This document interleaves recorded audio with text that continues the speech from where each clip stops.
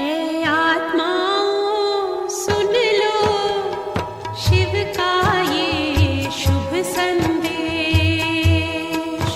हे आत्माओं सुन लो शिव का ये शुभ संदेश। अब वेश बदल कर प्यारे,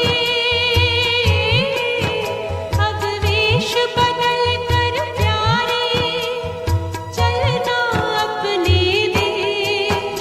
हे आत्माओं सुन लो शिव का ये शुभ संदेश। उलझन में उलझता रह न जाए अनमोल कहीं जीवन, आखिर में मिले तुझको न कहीं खाली अपना दामन। वरदान का अमृत पान करो। आप सभी को महाशिवरात्रि की ढेरों सारी शुभकामनाएं।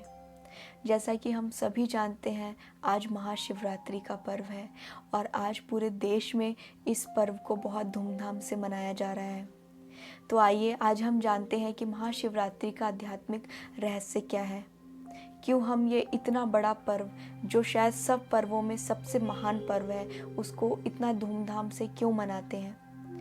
आज हम जानेंगे कुछ प्रश्नों के उत्तर, जैसे शिव के आगे रात्रि शब्द क्यों जोड़ा गया है, यानी या शिवलिंग पर अक, धतूरा और भांग क्यों चढ़ाया जाता है, शिवरात्रि वाले दिन सब उपवास क्यों रखते हैं, जागरण क्यों किया जाता है। ये सारी चीज़ें आज हम, इन सभी प्रश्नों के उत्तर आज हम इस वीडियो में जानेंगे। तो जैसा कि हम सभी जानते हैं कि भारत त्योहारों का देश है। हर एक ना एक दिन कोई ना कोई त्यौहार ज़रूर मनाया जाता है। तो इसमें से सबसे महान पर्व महाशिवरात्रि को कहा जाता है। जैसे आप देख सकते हैं कि महा का मतलब महान होता है। तो शिवरात्रि के आगे रात्रि शब्द क्यों जोड़ा गया है। जब किसी का जन्मदिन होता है तो हम जन्मदिन बोलते हैं, ना कि हम जन्म रात बोलते हैं, भले ही उसका जो जन्म हुआ हो वो मध्य रात्रि में हुआ हो। तो यहाँ पर रात्रि, कौन सी रात्रि की बात चल रही है। रात्रि शब्द से क्या भाव है। रात्रि शब्द से ये भाव है, यहाँ 24 घंटे रात और दिन की बात नहीं है। यहाँ पे रात्रि शब्द का भाव है कि जब इस सृष्टि के अंत में, जब सभी मनुष्य आत्माएं परेशान हो जाती हैं, दुखी हो जाती हैं, अशांत हो जाती हैं, यानी अज्ञान का अंधकार छा जाता है, तब सभी मनुष्य आत्माएं उस परम पिता परमात्मा को पुकारती हैं, उस निराकार परमात्मा शिव को पुकारती है कि हे पतित पावन, आकर हमें पावन बनाओ और हमें इस अज्ञानता के अंधकार से प्रकाश की ओर लेके जाओ। आपने देखा होगा गीता के 4 अध्याय में परमात्मा ने कहा है यदा यदा ही धर्मस्य ग्लानिर्भवति भारत अभ्युत्थानम अधर्मस्य तदात्मानं सृजाम्यहम्। जब जब इस सृष्टि पर धर्म की ग्लानि होगी और अधर्म की स्थापना होगी, तब तब मैं सृष्टि पर अवतरित होऊंगा। और आज आपने देखा होगा चारों तरफ अधर्म ही अधर्म है। कहीं भी आपको धर्म का नामो निशान नहीं।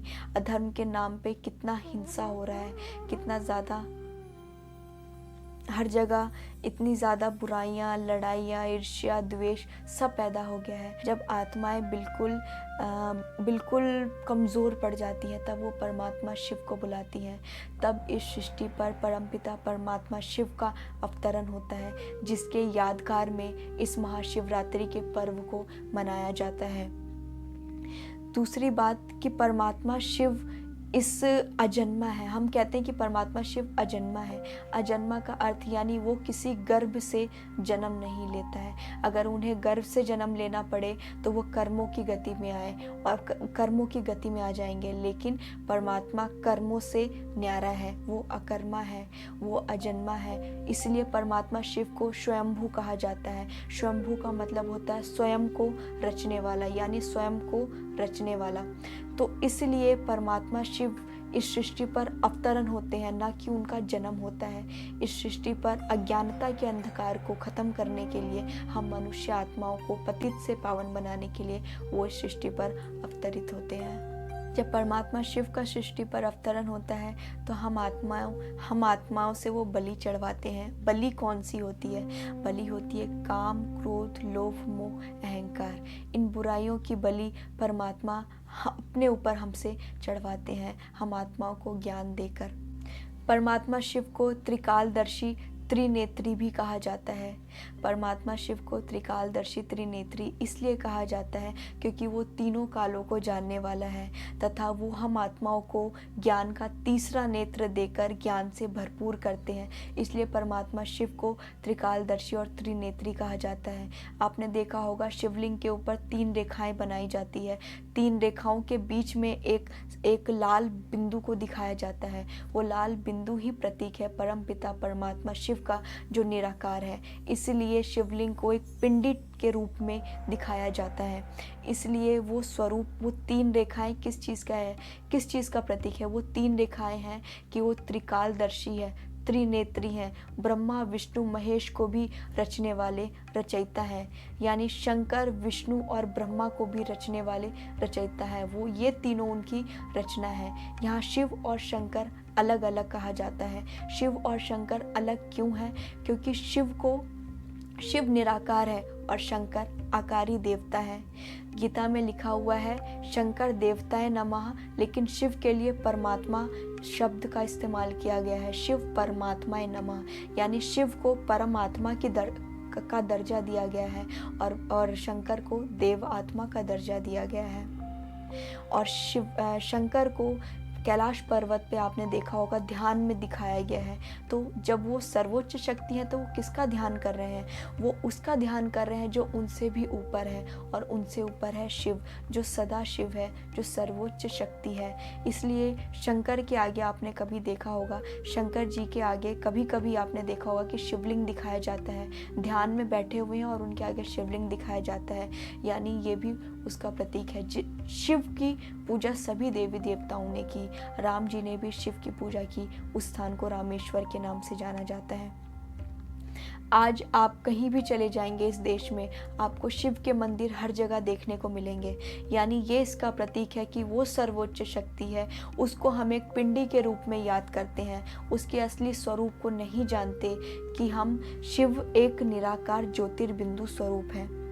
अब शिव का अवतरण इस सृष्टि पर हुआ है और वो हम सभी आत्माओं को ज्ञान देके कहते हैं, हे आत्मा, मुझ परमात्मा को पहचान, अपनी बुद्धि मुझसे जोड़कर अपने आप को तृप्त कर लो, यानी अपने भंडारे को भरपूर कर लो। तुम जन्म जन्म से जिसको पुकार रहे थे, अब वो इस सृष्टि के अंत में आकर तुम सब आत्माओं को ज्ञान देता है, ज्ञान का तीसरा नेत्र देता है। शिवरात्रि के दिन बहुत सारी मनुष्य आत्माएं उपवास रखते हैं। तो उपवास का आध्यात्मिक रहस्य क्या है? उपवास का अर्थ होता है सबसे ऊंचते ऊंच परमात्मा के पास मुझ आत्मा का वास हो, यानी मेरे मन का वास हो, यानी मेरा मन उस परमात्मा के पास लगा रहे। हम तन का उपवास रख लेते हैं जिससे हमारी विल पावर बढ़ेगी, लेकिन हमें अपने मन का उपवास रखना है। उपवास किस चीज़ का रखना है?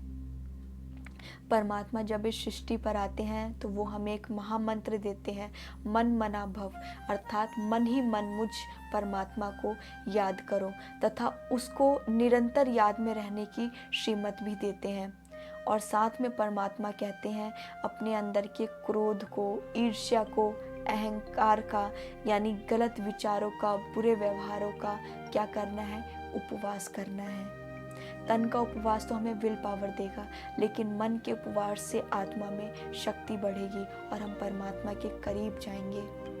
और आपने देखा होगा कि हम अक, धतूरा और भांग क्यों चढ़ाते हैं शिवलिंग पे।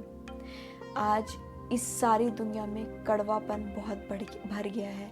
सभी आत्माएं जहरीली हो गई हैं, एक दूसरे आत्माओं को देखना नहीं चाहती हैं। तो परमात्मा शिव का जब अवतरण होता है तो वो हमसे किसका चढ़ावा मांगते हैं? वो हमसे क्या चढ़ावा मांगते हैं? क्या वो सच में वो हमसे ये जहरीली पदार्थों का चढ़ावा मांगते हैं? आपने देखा होगा जब हम किसी भी मंदिर में जाते हैं तो हम देवी देवताओं को बड़े बड़े अच्छे अच्छे महंगे महंगे फूल फल चढ़ाते हैं, लेकिन एक शिवलिंग ही ऐसा स्थान है जहाँ पे हम अक, धतूरा, बेलपत्र या फिर भांग चढ़ाते हैं।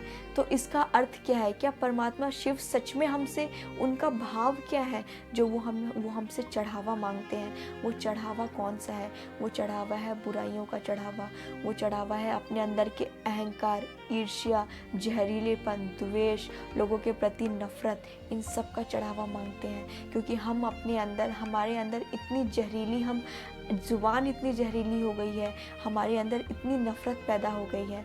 तो परमात्मा शिव कहते हैं अपने नाम, शान, मान, धन, जवानी, इन सभी के जो नशे हैं उसका तुम मेरे ऊपर चढ़ावा चढ़ाओ, ना कि ये जहरीली पदार्थों का चढ़ावा परमात्मा हमसे कहते हैं चढ़ाने के लिए। इसलिए अगर आज हम बनावटी चढ़ावा चढ़ाते हैं तो हमारी जो प्राप्ति होती है वो भी असत्य प्राप्ति हो रही है।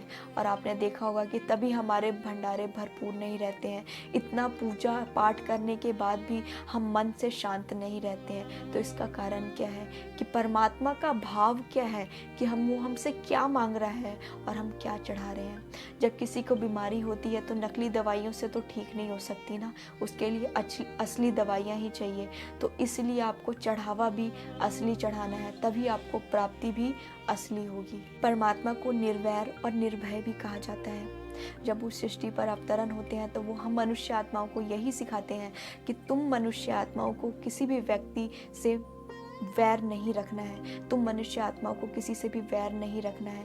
अपने अंदर के वैर को मुझ पर अर्पण कर दो, मुझ पे अर्पित कर दो। और इसको ओवरकम करने के लिए, इससे सेटिस्फाइड करने के लिए हमने असली चढ़ावा ना चढ़ाकर हमने परमात्मा शिवलिंग पर बेर चढ़ाना शुरू कर दिया, जो सबसे सस्ते फलों में से माना जाता है। शिवरात्रि के दिन सभी मनुष्य आत्माएं रात रात भर जगकर जागरण करते हैं तथा उस शिव को याद करते हैं, पूजा पाठ करते हैं, मंत्र का जाप करते हैं। तो क्या परमात्मा शिव सच में हमसे ये जागरण चाहता है या उसका कहने का भाव कुछ और है? वो कौन सा जागरण हमसे चाहते हैं? तो परमात्मा शिव हमसे जागरण चाहते हैं, मन का जागरण। परमात्मा कहते हैं तन का जागरण तो तुम जन्म जन्म से करते आए, जन्म जन्म से तुमने मुझे पुकारा, मुझे याद किया, जागरण किए, पूजा पाठ किया, लेकिन प्राप्तियां कुछ नहीं हुई। तो परमात्मा कहते हैं अब समय है मन का जागरण करने का। मन का जागरण अर्थात अपने मन को मुझ में लगा लो, यानी मन को इतना नियंत्रण कर लो कि वो सिर्फ मुझ में लगा रहे। और मन को कैसे लगाना है? आपको संकल्प देना है कि मैं सर्वश्रेष्ठ आत्मा हूँ, मैं आत्मा उस परम पिता परमात्मा शिव की संतान हूँ, मैं आत्मा परम धाम की निवासी हूँ। जब हम ये पावरफुल थॉट्स क्रिएट करेंगे तो हमारा मन उस परम पिता परमात्मा शिव में लगा रहेगा। और आपने देखा होगा कि जहाँ शिवलिंग का स्थान होता है उसके ऊपर एक लोटी, एक मटकी होती है जिसमें से बूंद बूंद उस शिवलिंग पे टपकता रहता है। इसका अर्थ क्या है? इसका भाव ये है कि जब परम पिता परमात्मा इस सृष्टि पर अवतरण होते हैं तब हम आत्माओं को बूंद बूंद ज्ञान की बूंद बूंद देकर तृप्त कर देते हैं और ज्ञान की बूंद बूंद से भरपूर करते हैं। इसलिए उसके यादगार में वो लोटी दिखाई जाती है, उसके अंदर से बूंद बूंद शिवलिंग पे टपकता रहता है। यानी इसका अर्थ आप ऐसे भी समझ सकते हैं कि अपने मन में उस परम पिता शिव परमात्मा की याद बूंद बूंद आपको टपकानी है हर पूरे दिन में। ये वही शिवरात्रि है जिस समय परम पिता परमात्मा शिव इस सृष्टि पर अवतरण होते हैं, संगम युग पर अवतरण होते हैं, कलयुग के अंत और सतयुग की शुरुआत में आकर अवतरित होते हैं और हम सभी मनुष्य आत्माओं को तृप्त करते हैं, ज्ञान का तीसरा नेत्र देते हैं और हम आत्माओं के जन्म जन्म के पाप को भस्म करते हैं, कट करते हैं। तो आइए हम सभी मनुष्य आत्माएं इस परम पिता परमात्मा शिव को, जो ज्योति बिंदु स्वरूप है, उनको जानकर सच्ची शिवरात्रि मनाएं और इसके और रहस्य को जानने के लिए या और जानकारी प्राप्त करने के लिए नज़दीकी सेवा केंद्र पर संपर्क करें। ब्रह्मा कुमारीज मेडिटेशन सेंटर आज कोने कोने में सभी ब्रह्मा कुमार कुमारियाँ इस परम पिता परमात्मा शिव का संदेश पहुँचा रही है और इस शिव का झंडा फहरा रही हैं। तो आइए हम सभी आत्माएं उस परम पिता परमात्मा शिव को पहचान उसकी याद में मगन हो जाएं और अपने जन्म जन्म के पाप को भस्म कर कट करके अपना जीवन सफल बनाएं और परमात्मा की सेवा करें। तो आप सभी को महाशिवरात्रि की ढेरों सारी शुभकामनाएं और आप लोग इस शिवरात्रि के रहस्य को जानकर असली तरीके से और बनावटी तरीके से नहीं, असली तरीके से शिवरात्रि के पर्व को मनाएं और अपना जीवन सफल बनाएं। ओम शांति।